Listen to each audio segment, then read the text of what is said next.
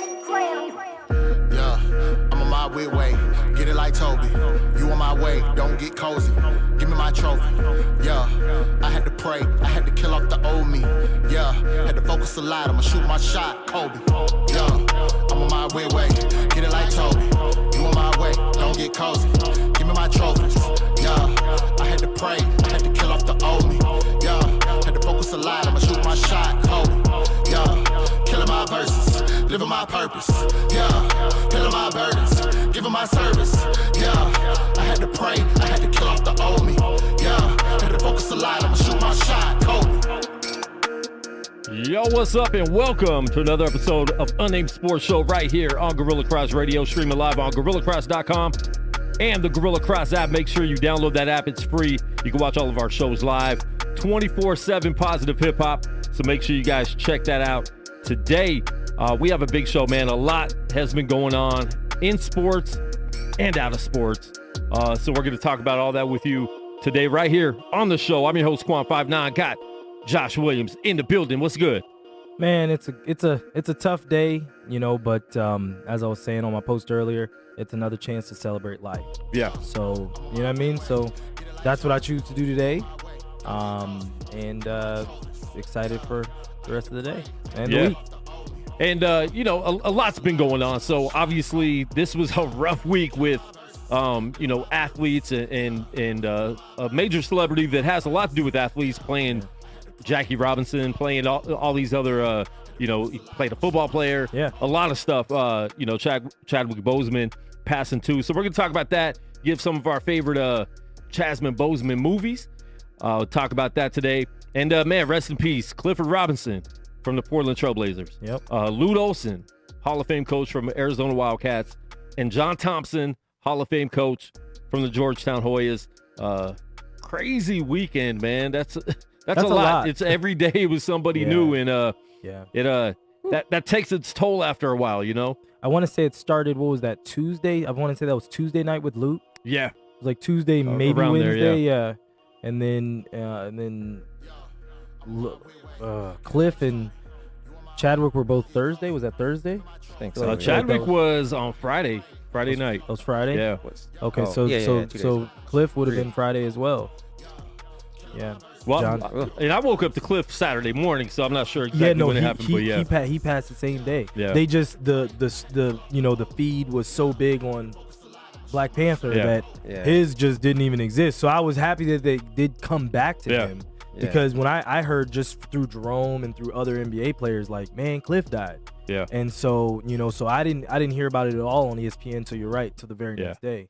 So I am happy that they did at least come back and celebrate him as well. And we will be getting live on the line with former Georgetown Hoyas and NBA players Jahidi White and Jerome Junkyard Dog Williams. They will be on in a little bit here on the show to talk about the legacy of John Thompson, because here at Gorilla Cross, we mourn with the people that are mourning, but we like to celebrate the life that they had. Because listen, man, we're all going to go one day. Yeah. So we need to celebrate the life that these people have lived, and they lived great lives. Some of them younger than others, obviously, but they all live great lives. So we'll talk about that today on the show. And we're going to talk about sports, too, because a lot of sports has been happening. So we will get into that. Major League Baseball trade deadline, I think, just ended. I believe it's today, right? Yes, I think it ended that at is 1, today. 4 Eastern. Yeah. Should have been done at 1. Yeah, so we'll talk about that. Got my man Hollywood Huff in the building with us. What's good? Man, I know I say this all the time, but I'm happy to be here, man. I mean, when you see, we, like you guys were just saying, this week, so many people, it seems, passed away. Like, I can't take life for granted. I'm just happy to be here every single day. I could be one of those people who didn't make it to this Monday. So, it's real, man. Appreciate life, celebrate life. Yes. Celebrate the lives of those around you, you know? So, man, we are here live. Call in 702-608-3259 if you want to give your take on what we're talking about in sports today. And please stop what you're doing right now and share the live video feed with your people if you guys can share it. If you know people that are into sports, just go ahead and click their name and share right to them right now, right here on Unnamed Sports Show. We appreciate everybody for tuning in. We are here live every Monday, 1 p.m. West Coast time, until we change the time to something else at a later time. But we do that a lot. But we're the nomadic time zone show. Exactly. The other shows the network is trying to find the right home for us. we work around whatever the network says we need. And you know what? It's mainly I want to figure out. It depends because sports times change. So once football season kicks back in, right back to and there's Thursdays. Monday Night Football, well, we're going back to Monday night most likely. After Monday Night Football. So, and then if COVID takes out Monday Night Football, we might move it back to 1 p.m. And we're hoping and praying COVID does not take out anything football. else. Anything else? Yeah, we can't handle it anymore. A lot happening in the NBA playoffs, so we're going to be talking about that. Some beasts playing right now. Utah in a Denver series. Yes. I mean, Donovan Mitchell and Jamal Murray have been just on a whole nother level. Yeah. Now, I want to talk about this because is this a case of the league is just changing as far as defense is concerned? Because we haven't seen this before. The scoring output right now, people are making it look easy. Are these players just that much better?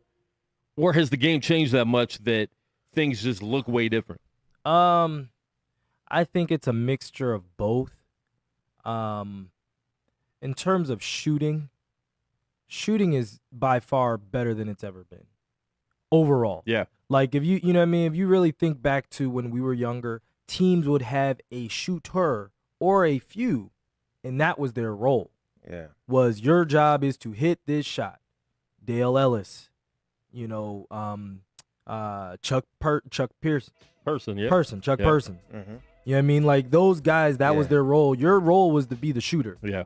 You know what I mean? Your role wasn't to do everything else. When you start looking at the Damian Lillards and different people, they can do everything. Yeah. But then it comes to, they're allowed to do a lot. Yeah. And what I mean by allowed, there's no big men.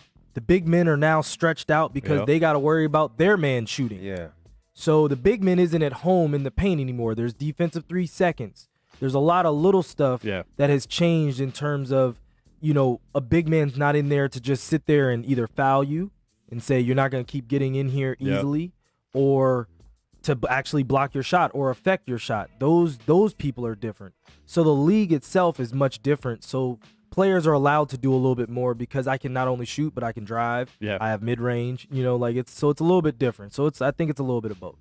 Yeah, I agree. I think that, growing up, you kind of, or I won't say growing up, I'll say probably 2005-ish is when things started to change, kind of around that area, right? LeBron. Yeah, you know what I mean? So around that time, before then, you had big men, right? Yeah. And you're like, Tim Duncan shot like 4 threes in his entire career. He was a big man, right? Yep. Shaq was a big man. Like, you get him 10 feet away from the basket, you don't have to worry about him scoring. You know what I'm saying? Not really. Well, he's going to back you down, but I mean, you know what I mean? Yeah. He's not finna shoot it from there, right?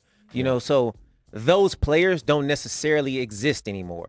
Yeah. There aren't too many big men who come in as a big man and your job is grab rebounds, post up, defend the paint. Shots. You know what I mean? Yeah, defend the paint. Like, so now you have more Anthony Davis, right? Yeah. So you go back, like I said, pre-2005, who was the Anthony Davis of then was like Kevin Garnett, right?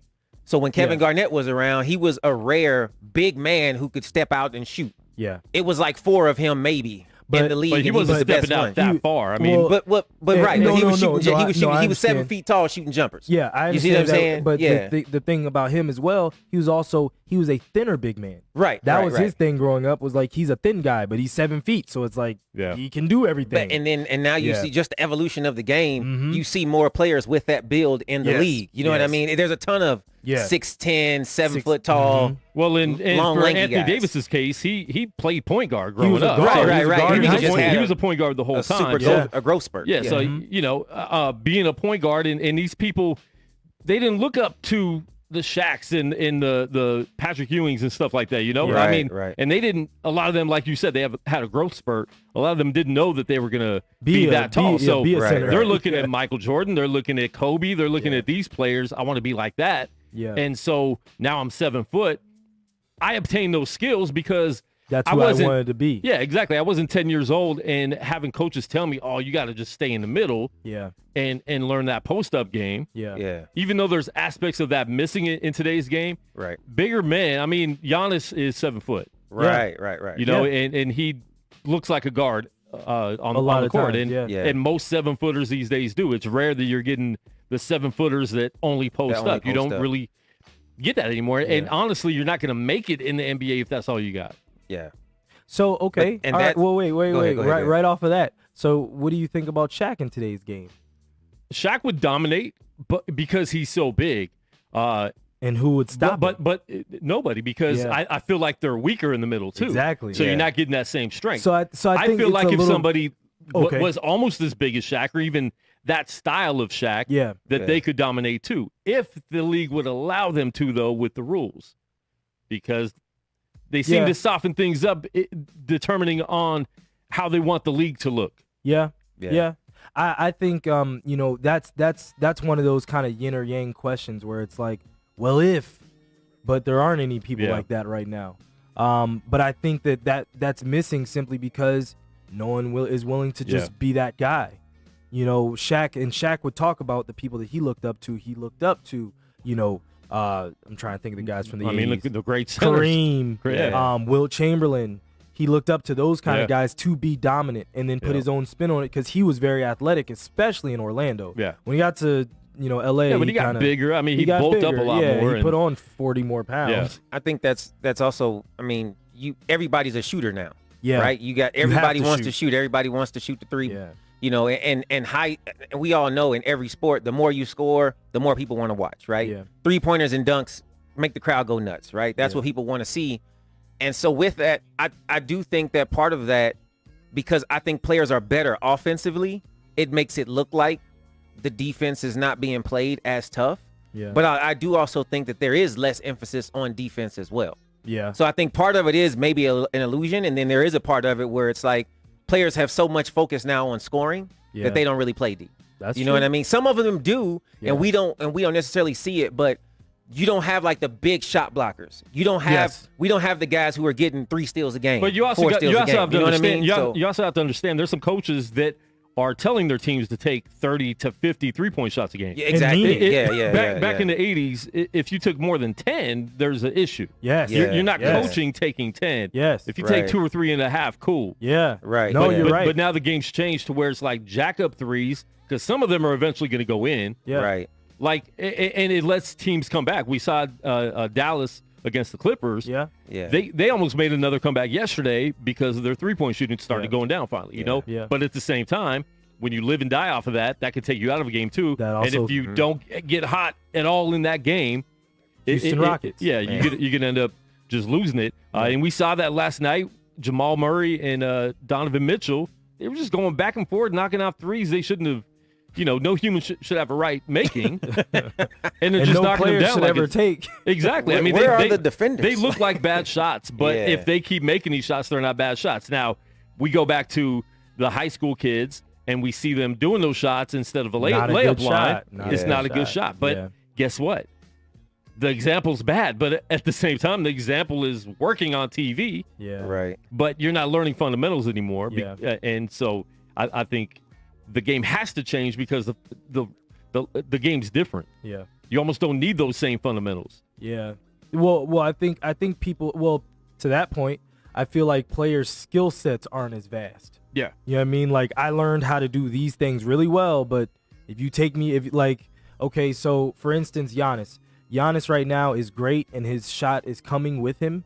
But in the playoffs, the reason that the Bucks struggle is because he has really nobody else, truthfully. Yeah. Chris Middleton is a A+ role player, but he is not a star to say you're going to guarantee me 25 a game. Yep. Where I can look at you and be like, all right, I can have a bad game, but I know you won't also have a bad game. One of us is going to go off.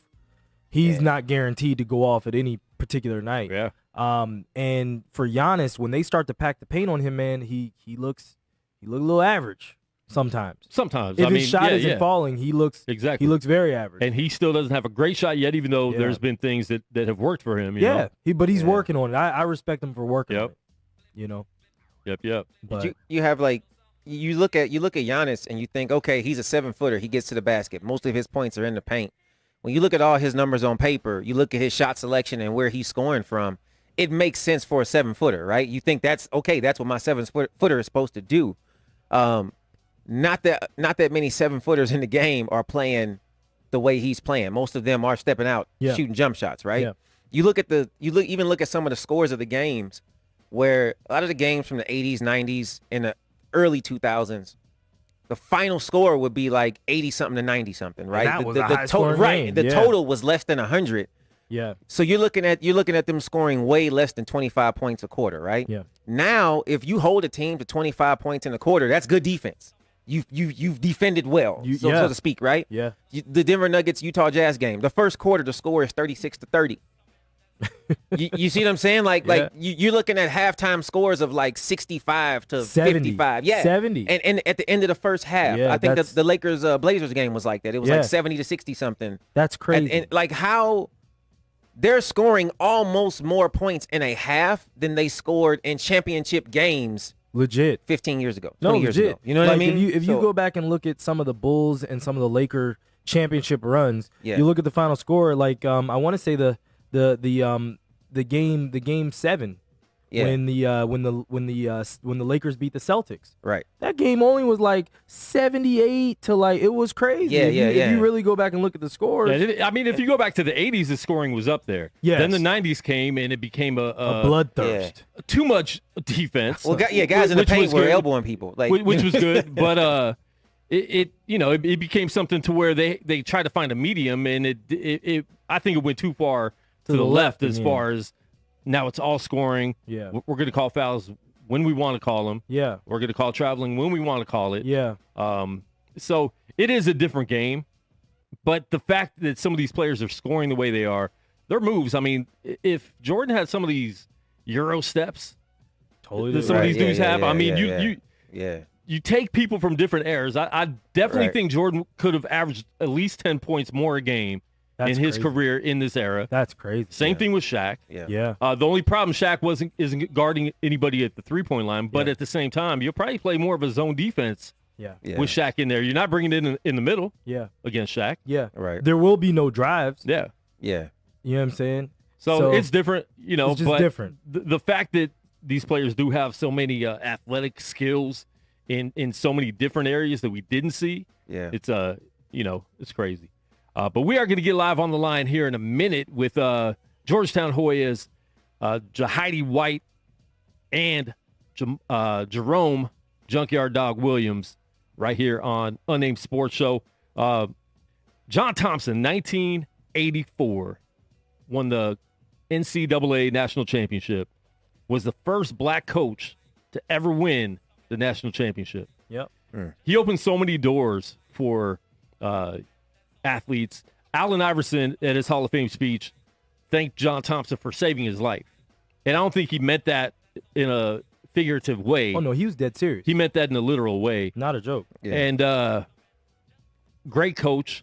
I was a Hoya fan back in the day. You had to be a Hoya fan. You had to like watching them. They weren't, I wouldn't say they were my favorite team. Obviously, I was UNLV running Rebels all day. But the fact that he just changed so many lives and did so much as a Hall of Fame coach, on and off the court. He did a lot. I mean, he was a player for Providence. He played for the Boston Celtics, won some championships behind Bill Russell. Man.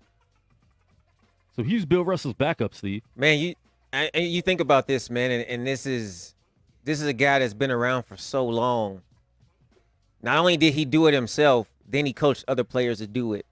Like you said, I'm looking at this quote of Allen Iverson. It says, "Thanks for saving my life, Coach. I'm going to miss you, but I'm sure that you are looking down on us with a big smile.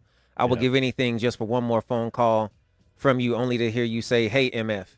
Then we would talk about everything except basketball." And he goes on to say some other things. But, I mean, think about that. All the things that I remember about Coach Thompson, it's like he was very straightforward, didn't bite his tongue, it seems. A lot of the quotes are kind of like that. It had a little bit of foul language involved. He seemed like one of those people who just didn't take any mess from anybody. He went straight to the point, and you could see it as a result in the players that played for him. His legacy with Georgetown, even all of his accolades before Georgetown, then going to Georgetown, and all the players that he created. I think a lot of times college coaches don't necessarily get enough credit for taking these high school players and turning them into NBA superstars. And Allen Iverson definitely being one of my favorite players. It's a big like positive flair on Thompson's legacy to do what he did with Allen Iverson. Yeah. Man, so we do have some people. I'll let you introduce them, Josh. Well, we have from John Thompson's last great teams actually. Jerome Williams, of course, my brother. He's only been on the show a few times. Hasn't been in studio yet, but we won't go there. And the big fella that, you know, Jahidi White, when Jerome got there, they got to Georgetown the same year, and Jahidi was a freshman. Actually, wait, Jahidi, did you come in Jerome's senior year or did you come his junior year? I can't remember. Well, I came in as a freshman Jerome junior year, but we came there at the same time. That's what I thought. And you guys were roommates your freshman year, right? No, we weren't roommates. Oh. Jerome, no, Jerome, who was in the penthouse? Who was in the penthouse with you the junior year? Othello. That was Othello, man. It was Othello. Okay, Othello, and then it was Allen, right? No, Allen was during me. Summer. Yeah, Allen that was during the summer. So me and Allen roommates during the summer. Okay. Yeah, Allen roomed with me. And Allen and Don Reed would room with me. It was you, Othello, and who else? Man, I can't remember. It was me and Don Reed. Look, you almost end up rooming with everybody at Georgetown. It's almost like, who did you room with? I'm like, I remember all mine. Oh my goodness. But he was right. Me and Jahidi didn't room together. We were like next door to each other. Okay. Yeah. Okay. Yep. Okay. All right. Forgive me. I was all of 8. I think maybe Jahidi was in the room one time, and I was like, okay, Jahidi lives here as well. I think everybody lives in there. But I will say this: we pretty much all live together somehow, some way. No, I will say you were welcome at your brother's house. That's for sure. Now, I will say one thing before I let you guys go. Georgetown messed my entire college experience up because my brother, his first year at Georgetown, their rooms, so they had a 3-floor dorm room. Wow. Oh, that's balling. Dorm room. This is one room. So each guy basically had their own little wing, essentially. Wow. And so I was like, oh man, this is how college is gonna be. This is great. Man, I got to college and was like, oh no, wait a minute. This is not what was going on at Georgetown. You got a closet with a closet? In a window? Basically. But I wanted to bring you guys on today. You know, obviously I spoke to both of you guys about Coach earlier. And, you know, I wanted you guys to kind of just give just some stories and some of the things that he put you guys through during your time there that you took on with you to the league and, you know, and the rest of your lives. Yeah, as the elder statement, I'll go first. I want to start by sending my condolences out to all the family of Coach Thompson, his son and his daughter. But what Coach used to do that really stuck with me on a daily basis was he really held class after class. You know, we'd go to class at Georgetown, and everybody who was on the team went to class and did their own work. But when we got to the gym, we had to go through another class. And that class was more around the game of life with him telling stories. And those stories, some would be funny and some would be serious.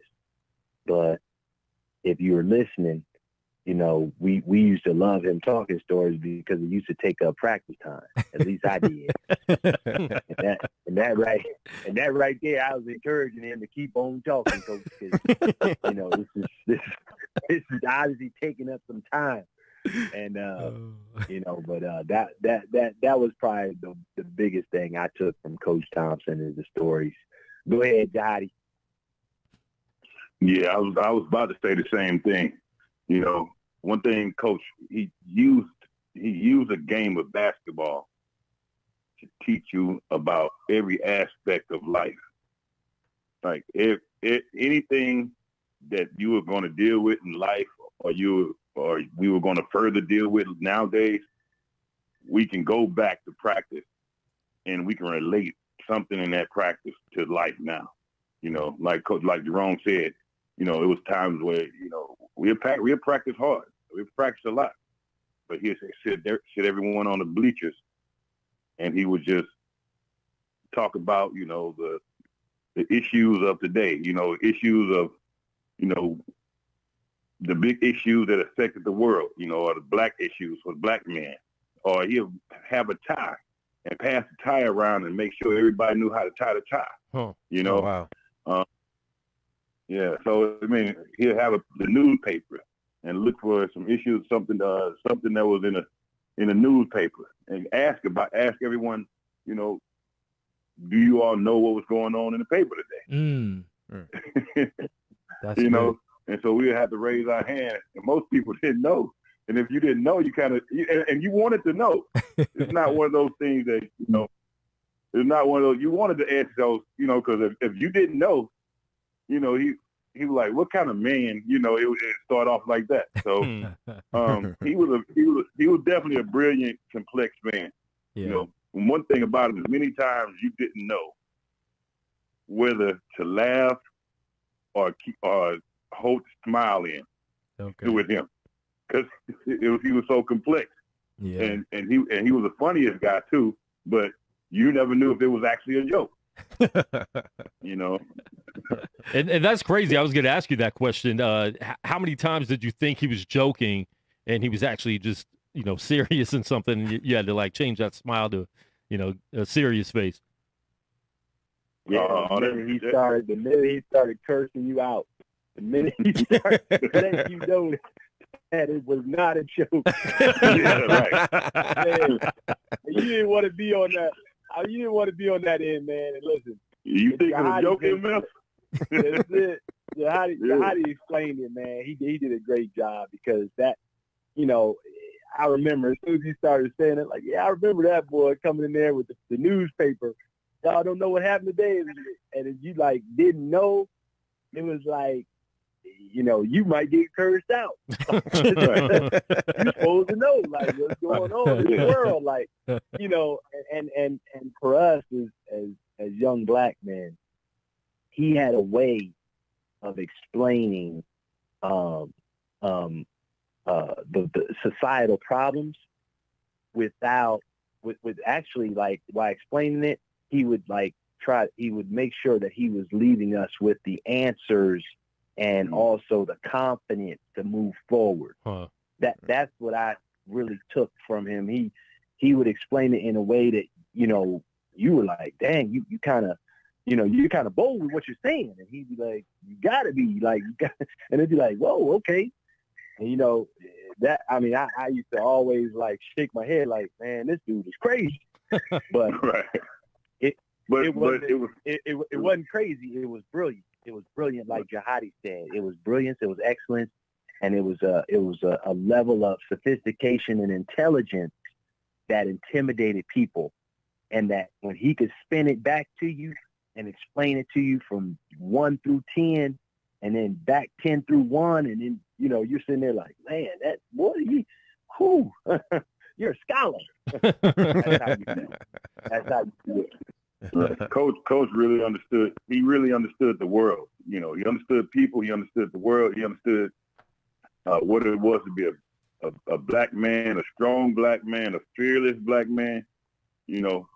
And he made sure that all his players that was, we have mothers and fathers at home, but when we left home and went to Georgetown, he knew he was in charge of every player there. Yeah, and he had a duty to make sure you he had a duty to make sure you were groomed to be able to, when you leave Georgetown, to be able to handle the world. You know, one thing I know about Coach, it seemed like he would never sleep, you know. Yeah. It seemed like he'd never go to bed, and he would call your phone at 6 o'clock in the morning, and you better not answer the phone like you just woke up. Huh. You just getting up. Like, you know, he get on you for still being asleep at 6 o'clock in the morning. So, you know, one thing, Coach was a different guy, definitely a different guy, but, you know, he was it's tough, you know, to see his passing because, you know, he was so influential to the entire Georgetown family.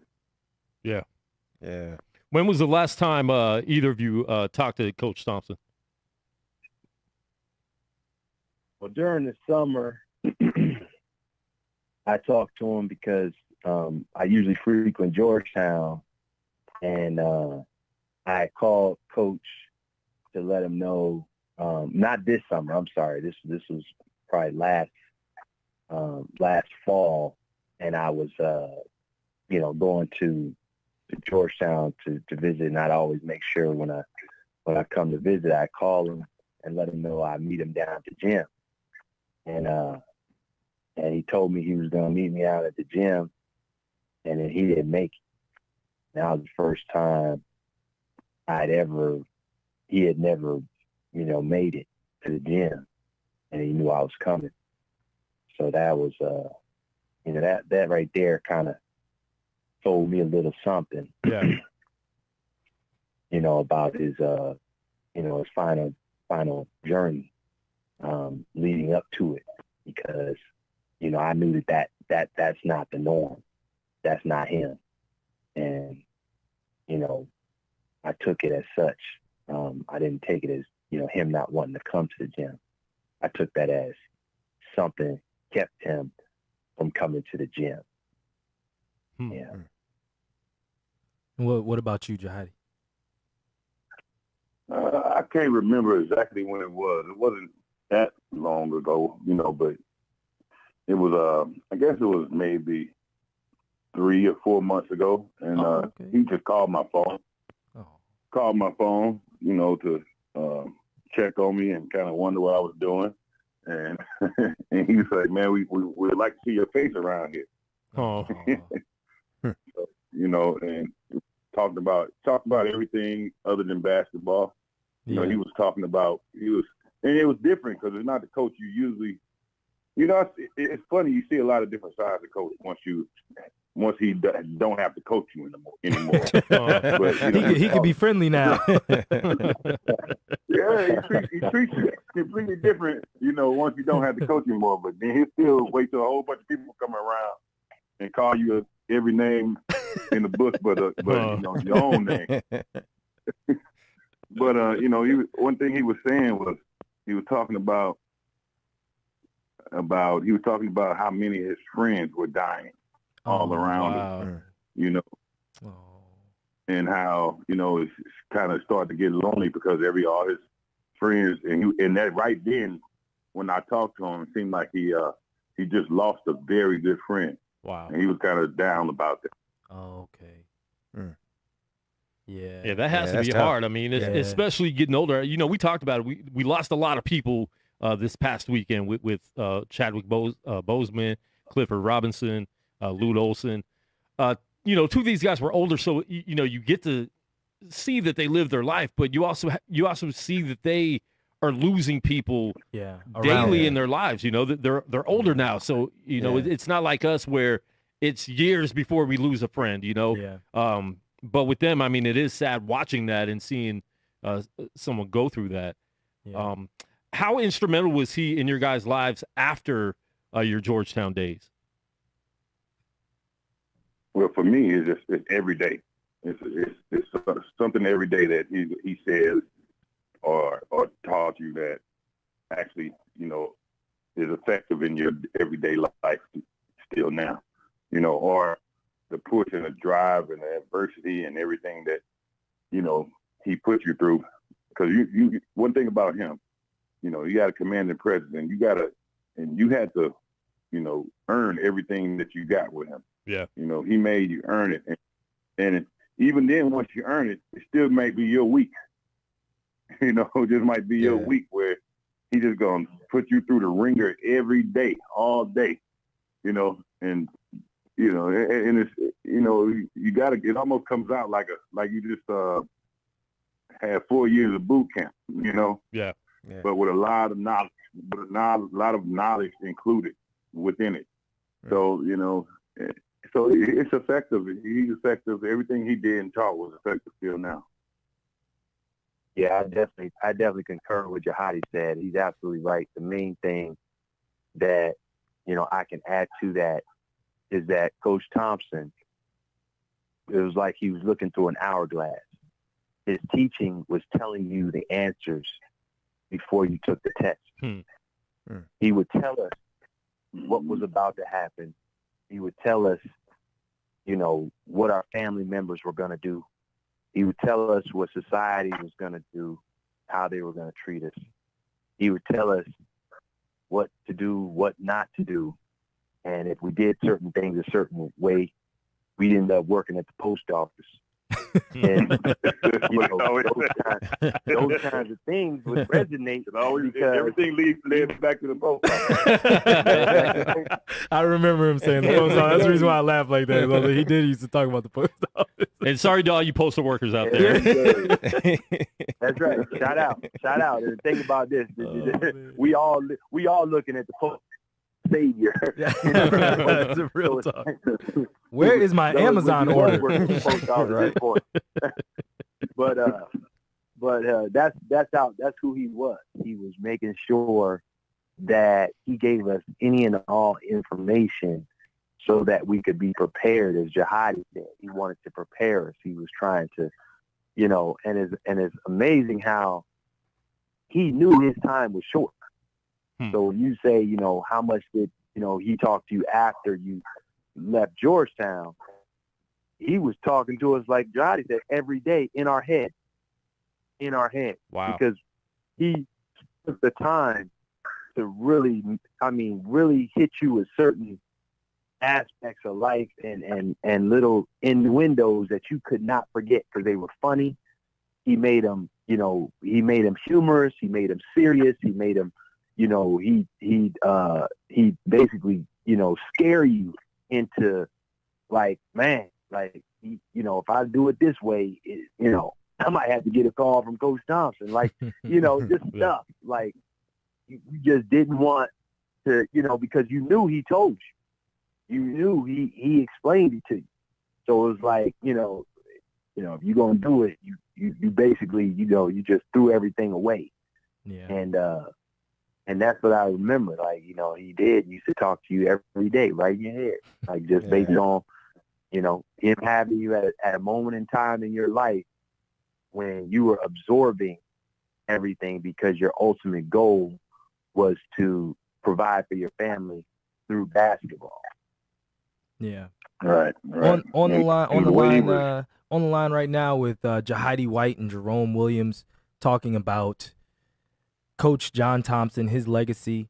I had two quick questions for both you guys before you guys get out of here. Both of them were asked to me online, and so I wanted to get your take. The first one is, do you feel Coach Thompson actually could have made the transition to coaching in the NBA?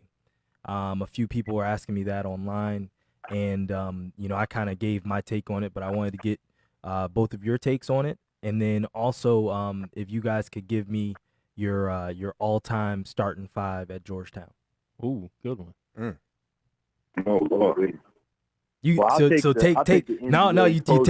both. I need you to take them both. All right, but I want to say the first one first, and then I'll let Jahidi answer the first one there first. There it is. Okay. To us first. Okay. So, That's fine. So could he have coached in the NBA? Absolutely. He would have been like similar to a Coach Popovich. Okay. Where defensively, he's going to make sure you're in the right spots, and if you're not, you're going to get cursed out. But he's also going to be a player's coach where the players love him because he's entertaining, he's personable, and what you see maybe on camera, like during a game, is not indicative of everything that he's doing behind the scenes to build relationships with his players.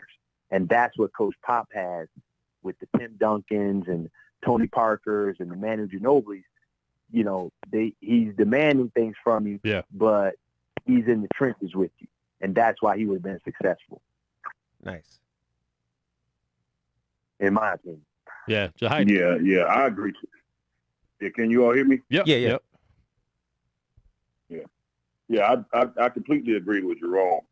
Yes, he could have absolutely coached in the NBA, and he would have been like a Coach Popovich. And he'd have been tough on players, but no matter what, players would do what he says because they respect him. You know, his respect and the respect that he gave and that he demanded, you know, was beyond compare. So, yes, but I think that the reason he never did, because his whole being was about young men and That's exactly to what men. I said. Yeah. That's exactly what I was saying. That's exactly what I was saying. Yeah. You know, and that was more important to him than teaching somebody who already, you know, I think that it was more important to him to being able to, you know, have a guy who would go back to his hometown in Africa and build hospitals, you know, or, you know, things like that, you know. So I think those type of things that's more impactful. He wants to make sure like his players have an impact on life, you know. So I think that's the reason why he didn't ever coach the NBA. But absolutely, he would have definitely been like a Pop. And you could tell because he was a commentator on TNT for years, and you saw all the respect that all the players have for him, and they would listen to him because he would do those one-on-one interviews, and you could tell they're just trying to soak in as much as they can from Coach Thompson, you know. So the players and the coaches. Yeah, real talk. All right. Go ahead. Give me your top 5. Your starting lineup. Your Hoya Saxa lineup. Man, you know what? I can't do this, man, because it's Hoya's a family. You know, Jahidi, you have to. You know, you can't pick. I'm not kicking one person out. You know what? That's you know. All right. You want me to give you mine? I'll give you mine. You guys can shoot it down, but I'll at least give you mine. I won't. We will be strong where we're strong, and we don't have as many weaknesses. All right, you want me to give you mine? Hold on, man. I'm gonna give you mine first, just because. Okay, all right. I gotta make sure before you go into your thing. You know, we are Hoya family, as Jahidi said, but he just asked me who my personal 5 would be. Okay. So it's no disrespect to anybody, but we played during the summer. Right? And these guys were on my team. So I can vouch for them, right, for my choices. and they're my choices because they played when on your I team. played with them, I won. And you wanted to win when you're at Georgetown. Coach Thompson taught us to win. And, we what happens was you rotate. So if you were a losing team, you keep rotating to try to beat the team that was winning. So let me just tell you who was on my team. Okay. So it was me, Patrick Ewing, Allen Iverson, Sleepy Floyd, and Dikembe Mutombo. Ooh, that team right there wasn't coming off. That's a squad. That's a big front line, Jerome. Hey, that's a big front line, Jerome. I mean, and you know what I'm saying? And Alonzo Mourning and Jahidi White were on the other side. So that, you know what I'm saying? We were going up against some formidable competition. But at the end of the day, it was, I don't know who made that team. I don't know if Coach Thompson was, obviously Coach had his hand in it. But that particular team did not come off the floor that day. And obviously we were disbanded after that. So I can let you know that team was never to be formulated ever again in the history of summers at Georgetown.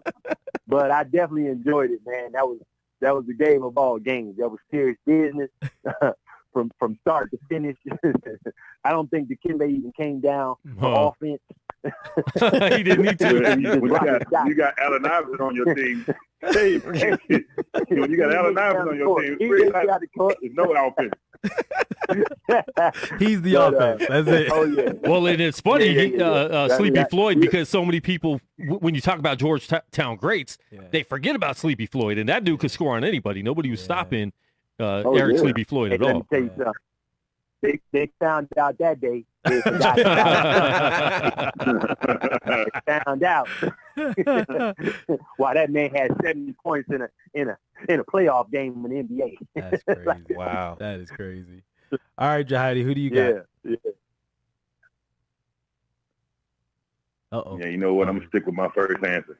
Come on, Jay. All right. I'll give mine. I'll give mine. So mine. Next time we get both of them on, we're gonna make them do a draft. Okay. All right. Hoya draft. So mine started with Patrick at center. I had Alonzo at the 4. I had Reggie Williams at the 3. I had Charles Smith at the 2, and I had Allen at 1. That was my 5. Wow, that's good. That's pretty good right there. Look, we were gonna play defense, and we were gonna play the passing lanes, and then we had a killer at point. So it was like everywhere on the floor, we was all right, either way.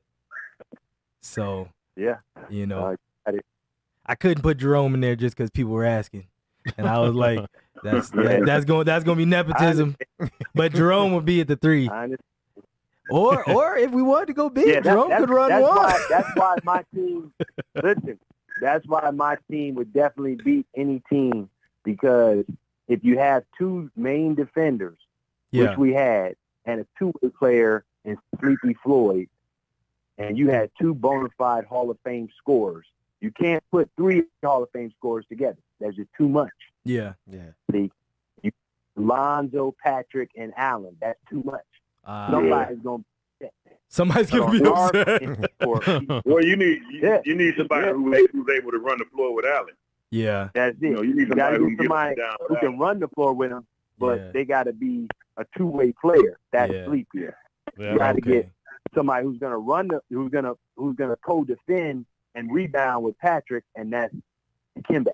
Yeah. See, that's the thing. Dikembe, he's like me. We don't need the ball. We don't do what we do without the ball. Yeah, that's true. But we're very good at what we do. Yeah. So you're right. Zoe needs the ball. You're right. He's a 2-way player. You're right. He can score and he can defend. So you got the whole lane clogged up. Yeah. So, but on your team, Alonzo also needs the ball. Yes, he does. He's a 2-way player. Yes, he does. But he's a Hall of Fame 2-way player. So he needs the ball, to bring out the totality of what he brings to the table. That's true. That's it. That's the true. truth. That's the truth. That is the truth. They don't need the ball. Well, no. Look, and when I said when I put that as my team, I was like, we just got to make sure the point guard passes the ball. That's you see what I'm saying? I was like, because we're saying this is college, Allen. We got to make sure Allen's passing that ball. We letting our scorers score. I see. Put them in 2.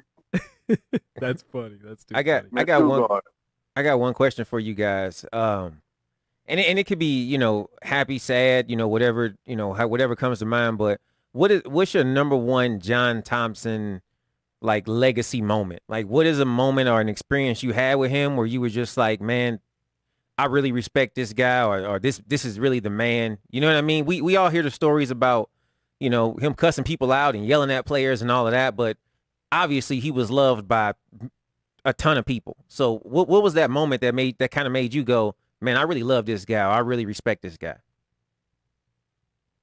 Man, I tell you, the time that I really in deep thought about my respect level was in a riddle he gave us on a daily basis.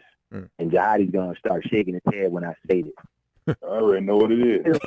The riddle was, the man that knows how will always have a job. But the man that knows why will always be the boss. Wow. He was giving us that riddle in a way that he wanted us to just figure out which side of that we wanted to be on. He didn't mind which side you chose, but he at least was framing it in a way to let you know what you needed to learn to be on both sides of that. He said he would teach us how. So basically, if we would be in the house and we would always have a job if we chose to take his knowledge and apply it to just basic life. But in order to be the boss, we had to figure out why, and whatever that was that we wanted to be the boss in. And that's where my respect for him was just unmatched and parallel, because it was a riddle. Just sitting there as a young person, hearing that on a daily basis got into my psyche. And from that psyche, I turned it into a lot of different opportunities for myself and you know, and my family. That's good. Nice. It's really good. What about you, Jahidi? Well, mine was in my senior year. I broke my ankle, so I didn't get a chance to play a lot of my senior year. And I thought my NBA dream down the tube, you know, and done for. And never knowing that coach was behind the scenes working for me the whole time. And so, you know, I still had a lot of time to heal my ankle. You know, it was halfway healed. It wasn't all the way healed. He just came to me one day. He was like, look, we can wait for this ankle to heal, but if we do, you're not going to NBA.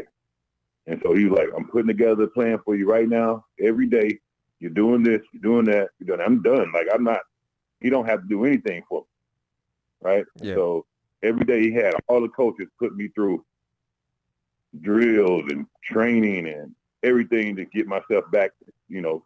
And then he was like, I got you this camp to go to. I got you this camp to go to. I have you this camp to go to. I was like, oh, okay, all right, coach. You know, if you say so, I'm going. I get to those camps. I look up in the stands while I'm playing, and that's coach right there. Wow. And then the next place I go, you know, the next camp, Portsmouth, coach. And Tucson, it was coach. Chicago, coach was in the stand. He was like, you don't need an agent right now. I'm your agent. Wow. Right? And coach was my agent the entire time I was trying to make the NBA. That's dope. And every day after I play, he'd say, all right, meet me for dinner. And I meet him for dinner. And that's when I was like, man, I'm worried, you know, you're going to curse me out. And coach, like you said, once he's done coaching you, he treated you just like a man. Yeah. You know, and that's when you saw a different side of coach. Yeah. You know, and that was more impactful for me for anything, that he cared that much to, you know, be there for me and make sure that he was talking to the right people about me, and being wherever I was, he was there, you know, having my back. Now, how much do you think that impacted you actually making the league and having a successful career in the NBA? Well, it had to be a definite impact. You know, that coach was there. You know, like he had a demanding presence. He's 16. And whenever coach talks, you have to listen. Yeah. You got to shut up and listen. And it just wasn't for us. It was for whoever, the scouts, the GMs, whatever. Yeah. You know, when coach talks, you shut up and listen. You know, one thing coach would tell us, you know, he said, when the NBA called me and the teams called me about you, he said, I'm never going to say anything bad about you. He said, but if I don't say anything at all, that's just as bad as saying the person said something bad. Wow. You know, but he was telling us, like, all the NBA teams call me, you know. So that's the impact he had. Wow. That's Jerome Williams and Jahidi White from the Georgetown Hoyas, the legacy of the family. And one more question before we let you guys go. How big is that Georgetown Hoya family? And how impactful was that Coach Thompson made that a family even outside of your college playing days? I didn't know how strong the family was, you know, as far as, you know, I mean, I know my first year in the NBA, after that summer, I had a camp all the way in St. Louis, you know, where I'm from. And I made one call.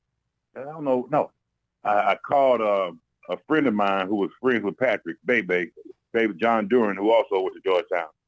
And Patrick was right there speaking to my kids in St. Louis at my camp, just like that. You know, just off me being a Georgetown player, you know. So, you know, that's how strong and tight-knit the family is. Man, oh, man. Man. Well, I just want to thank both of you guys for coming on today. I hope that this, both gave you guys a chance to reminisce and have, just have a moment to be together. And, Jahidi, I'll talk to you soon. Jerome, I'll see you tonight. I appreciate it. All right, we guys. appreciate you guys, man. In a minute, brother. All right, man. All right, see you take guys care. later. Take care. Jahidi White and Jerome Williams, we appreciate the call. Getting on the line with us to give some stories about Coach John Thompson.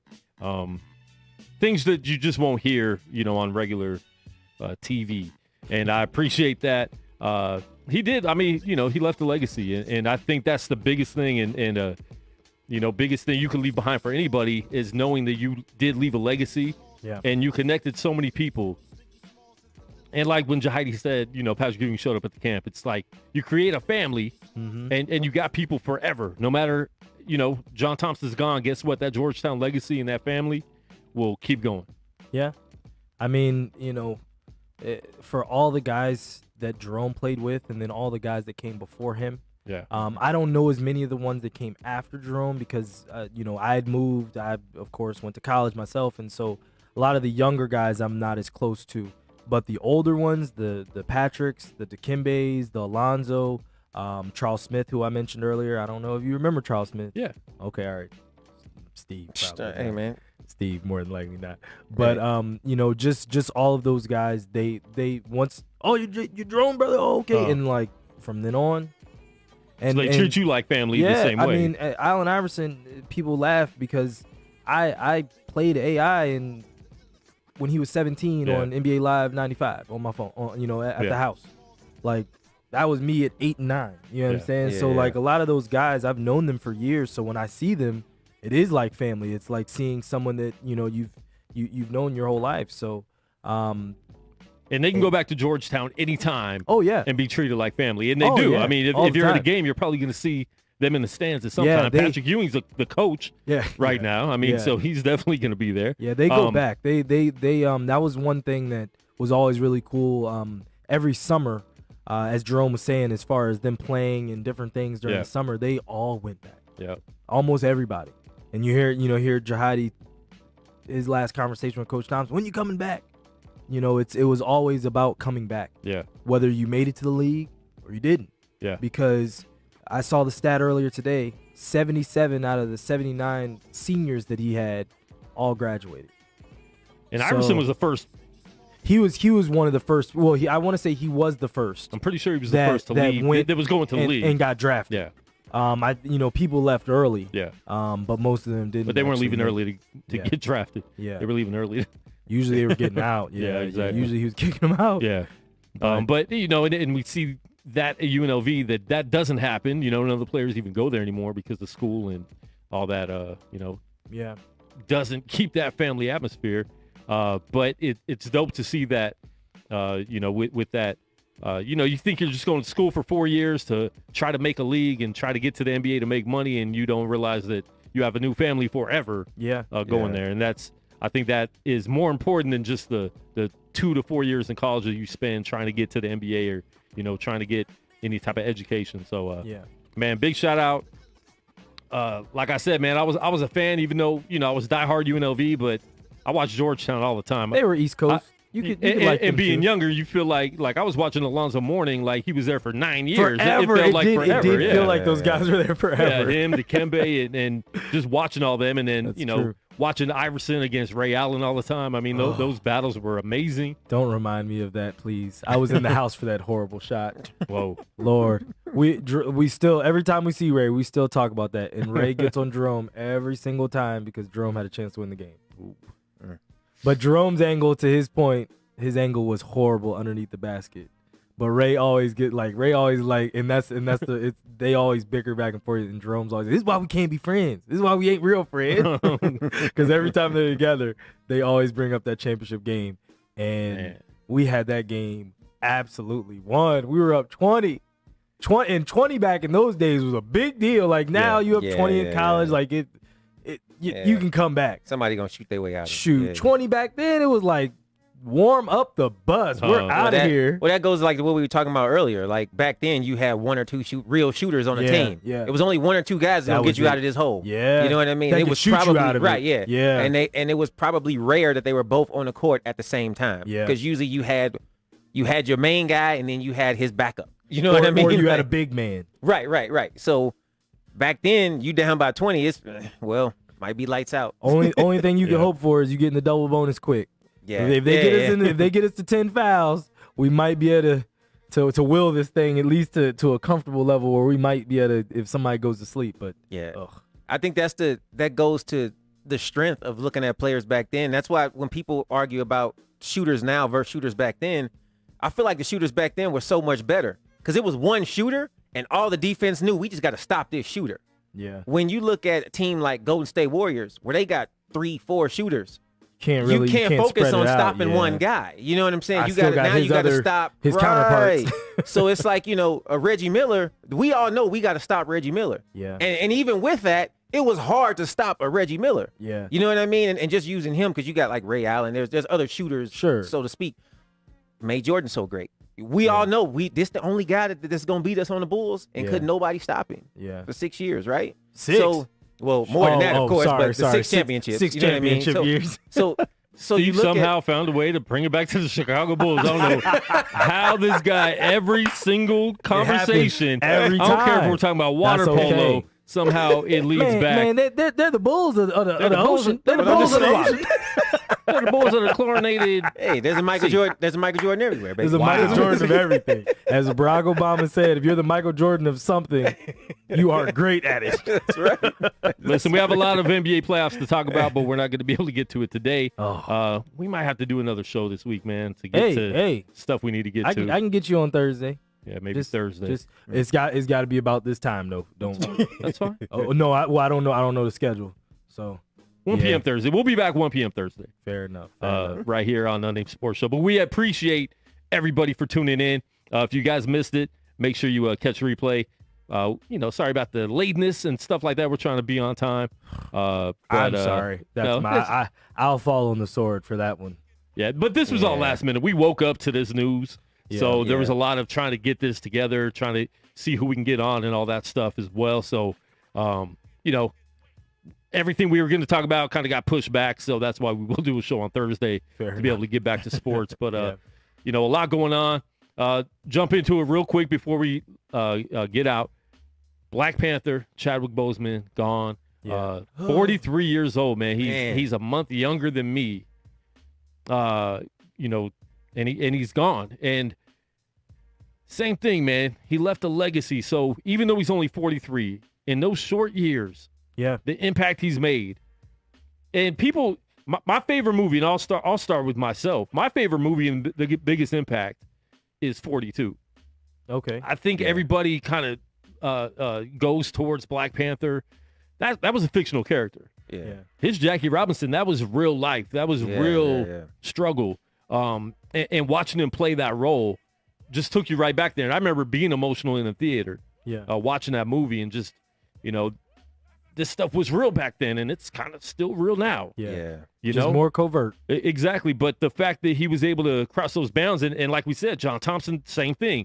The first black coach to win an NCAA championship. Pulled his team off the court because of basically policies that were, I forget I don't remember the exact the legal part of it, but basically you had to score a certain score on the SAT and the ACT, otherwise you weren't eligible to be in school. And it was a way to disenfranchise many black athletes from basically getting scholarships, being on teams. Wow. And so Georgetown, at a home game, not even on the way, at a home game, he pulled the team off the court in protest of it. And they didn't play the game. They just took the loss. Yeah. And that's in a time. It was in the 80s. It was in a time when they were yeah. killing. So it's like, Right. you don't just take a loss and you're a top 25 team. Yeah. You understand what I'm saying? Yeah. Like, there's a lot of ramifications to those actions. So when you see players doing it now, and there's really no real ramifications, we push the schedule back a day, maybe two. You know what I mean? Like, and there would have been if there was more. And we'll talk about that more on Thursday because if they would have canceled the season, the ramifications totally would have been huge. Totally different. But the I mean, CBA would have been broken, and they would have had, it would have been. It could have spun. It could have continued to spiral. We'll definitely talk about that Thursday because that's what a lot of people. Oh, why'd they go back to play? There's a lot of reasons why they went back to play. I think there's a lot of business stuff that if that wasn't in place, I don't think we'd be seeing the end of an NBA season. Yeah. I mean, just in terms of sponsorships, NBA sponsorships. Yeah. They have to, everybody has bosses. When it comes down to it, even if you're a boss, you still have people that you placate to. Yeah. You know what I mean? And so you can't just throw your hands up and say, oh, well, I'm just going to do what I want. Well, we got a contract here. Yeah. Right. And this contract states X, Y, and Z. And if you don't perform, we got problems. Yeah. All right. Favorite Chadwick Boseman movie? For me, 42 is good. I would probably lean there. But I really, really liked Marshall.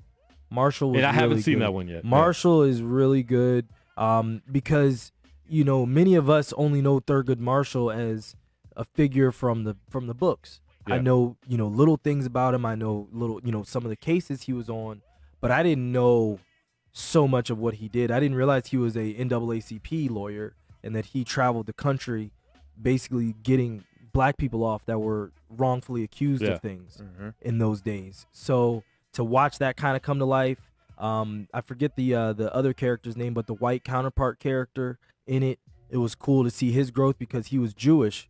And so to kind of like, he was kind of like trying to, for Jewish people in this country, especially in that era, they kind of wanted to stay in the background. They changed their names.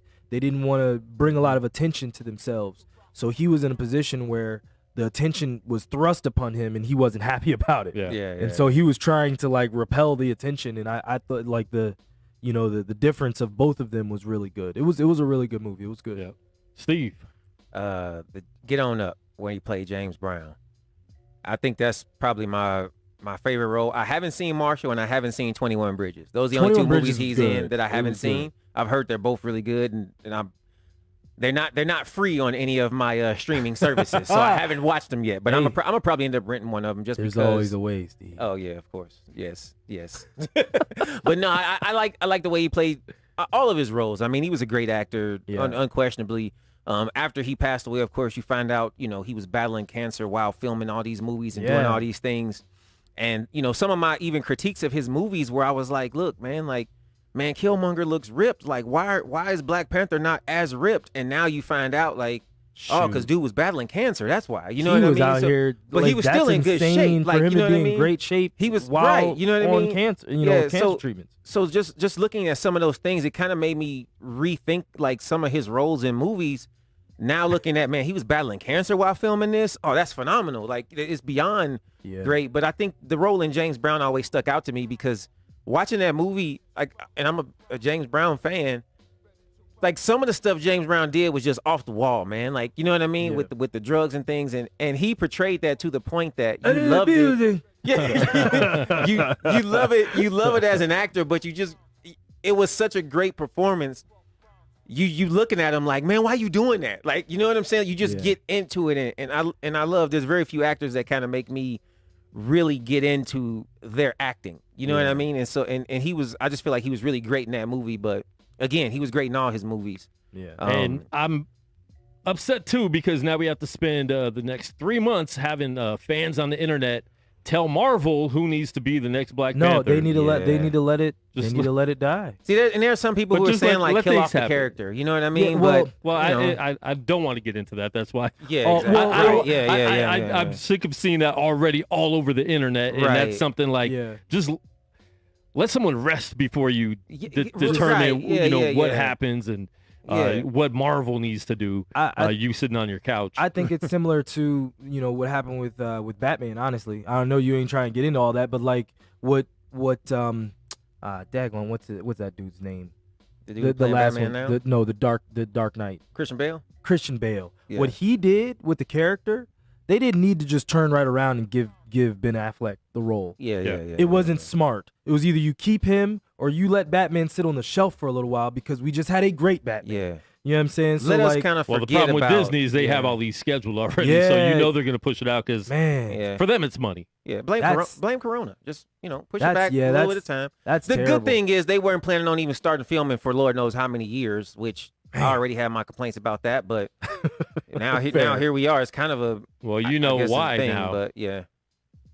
You know Well, that's the reason why, probably. What Do you could- think? Oh, do you feel like that was? You feel like they knew. they knew something was up? Yeah, well, yeah, no, okay. they definitely knew. Possibly, They definitely possibly. would know. Yeah. Yeah.